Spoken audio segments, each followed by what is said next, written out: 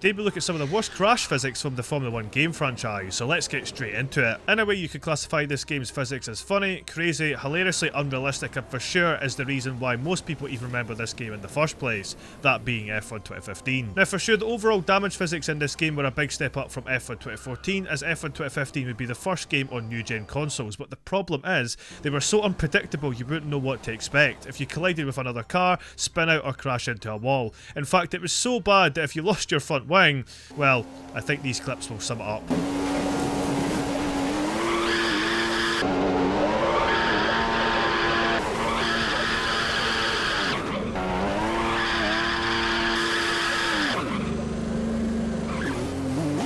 This game would make it easy to set the world record for the most spins in an F1 car. A hit from another car or a wall at a set angle often turned your car into a spinning top, sometimes even launching it off the ground like a helicopter.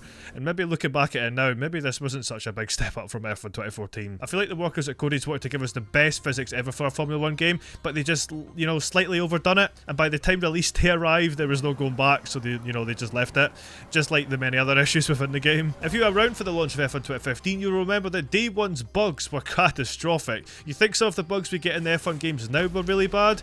You hadn't seen the pain and suffering this game brought us. Multiplayer became bug mode because hosting or participating in races was almost impossible due to the bugs. So for anyone criticising little things about the F1 games now, think of what this time is like and if that happened now. So yeah, for sure the current state of the games now aren't perfect, but it could be a lot worse. Wheels would still come flying off in this game, just like the previous installments before F1 2015, and at times you could go flat out into another car with full damage on, and somehow a front impact would only result in you losing a tyre because apparently the front wings were made out of obsidian. Not to mention that you would sometimes glitch through another car while you're at it, taking F1 games physics to an all-time peak. I can't lie though, I used to have so much fun in this game back in the day for all the wrong reasons. If you were dealing with a dirty driver or you annoyed one of your friends, you knew you had a chance of being sent out of the track map at the next corner, and from what I can remember that definitely happened to me many times. Shout out to my good friend Logan, who used to feature in my co-op videos back in the day, because when we weren't recording, both of us would end up crashing the game with the amount of things that we'd done. It's so hard for me to criticise this game as well, because this was literally the game that started the channel, so no matter how bad it was, I always have a soft spot for F1 2015,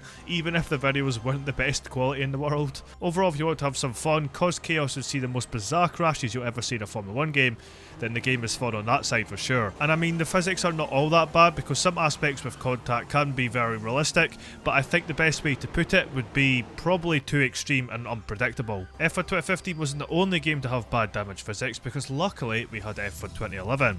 Now at this moment you all must be thinking I'm crazy because F1 2011's damage physics were great.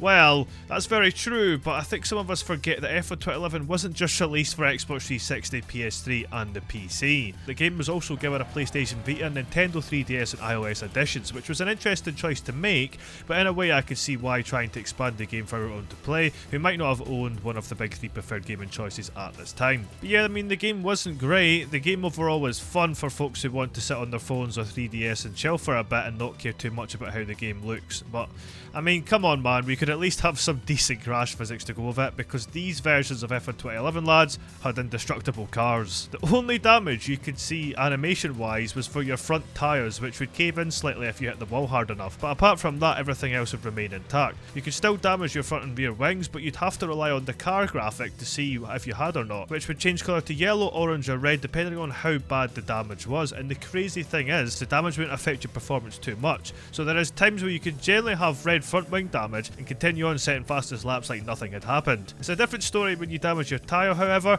but everything else is built like a tank. I myself owned this version of the game and I thought it was so fun because back then I was a little bit younger and I didn't really care too much about certain aspects of the game. All I cared about was driving cars fast and winning races.